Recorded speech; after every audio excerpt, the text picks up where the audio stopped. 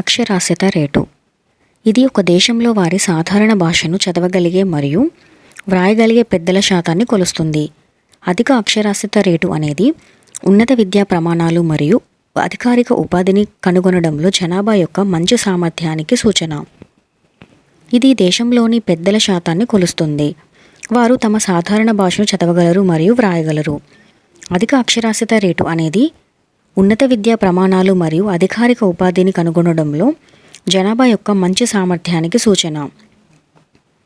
స్థిరమైన అభివృద్ధిని ప్రోత్సహించడానికి మరియు కమ్యూనికేట్ చేయడానికి మరియు పర్యావరణం మరియు అభివృద్ధి సమస్యలను పరిష్కరించే వ్యక్తుల సామర్థ్యాన్ని మెరుగుపరచడానికి అక్షరాస్యత కీలకం.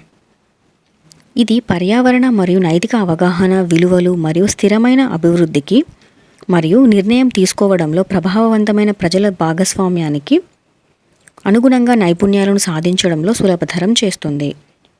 ఈ సూచిక రోజువారీ జీవితంలో వ్రాతపూర్వక పదాలను ఉపయోగించగల మరియు నేర్చుకోవడం కొనసాగించే సామర్థ్యం ఉన్న వయోజన జనాభాలోని అక్షరాస్యుల సంఖ్యను అందిస్తుంది.